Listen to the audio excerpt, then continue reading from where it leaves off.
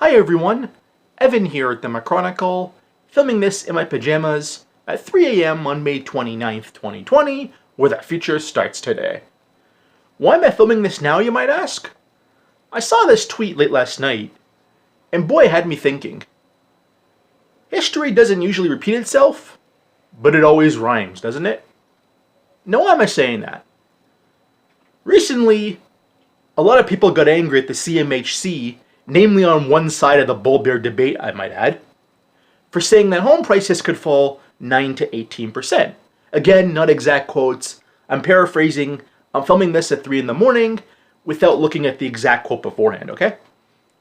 And then I saw this tweet. These are newspaper headlines from 1989. What they're in reference to is Wood Gundy had put out a report saying that Toronto home prices could fall up to 25% in the next year. And then real estate agents, analysts were all saying that, oh, it was way off base, they were panicking buyers. They kind of look the same, don't they? Now, as far as what the CMHC said last week, let's provide some greater context to it. Here's a chart that Better Dwelling put out a couple of days ago, and this, by the way, is from the CMHC's own data. And what this chart shows you is the loan-to-value of all the CMHC-insured mortgages that are currently in deferral. And as you can see, a majority of those mortgages are 90 to 95% loan-to-value. So if home prices do fall 9%, a majority of those mortgages in deferral see all their equity get wiped out. Now again, we can really question the timing of this, since magically the week before, Moody's put out a report warning the Canadian financial institutions that prices could fall between 10 and 30%. So again, we can question the timing of this.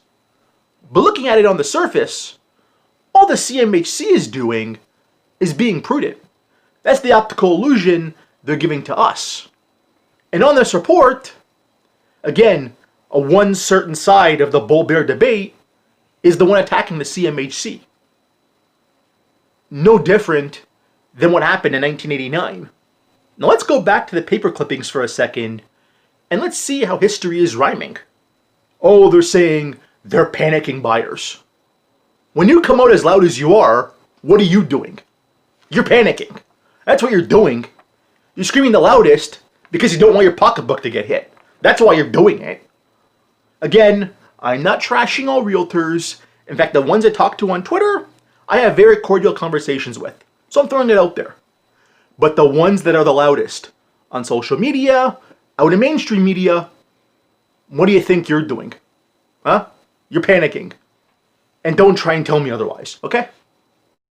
Now to close this off, we're going to go back to 2 points in the 1989 article, and I'm going to show you how it rhymes with today. The first quote is from the Vice President of the Toronto Real Estate Board. We feel that this story has been very inflammatory with respect to promoting mass hysteria in the marketplace and obviously across the country. As I mentioned earlier, when all you do is talk and not present a reasonable argument, who's the one creating the hysteria and panic?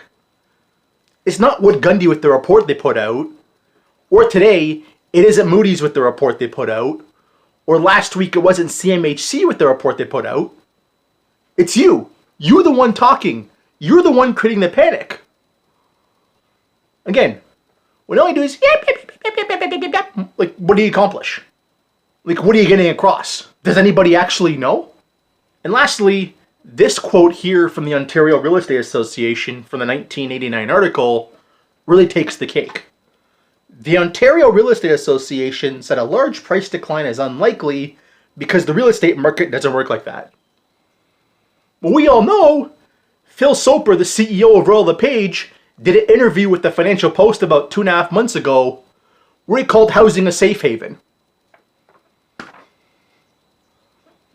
Again, that's the rhyme, folks. Oh, the market doesn't work like that. Oh, it's a safe haven. Oh, the yield curve inversion doesn't matter.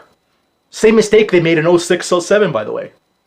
Again, I hope I've gotten it across here, and you can see the pattern, right? The ones talking, the ones not making the argument, the ones the loudest going after the CMHC, they don't know it, but they're the ones actually causing the panic, not the bears. And that there says it all. And to be honest, this is all the reason why I've generally shut off the media. When you have implicit bias, when you promote one side over the other, everyone's kind of realized at this point, what's the point, right? Again, I'm tired. Now I really need some sleep. Smash the like, leave a comment, subscribe, follow both my Twitter accounts. Until next time, my name is Evan. This is the McChronicle, where the future starts today.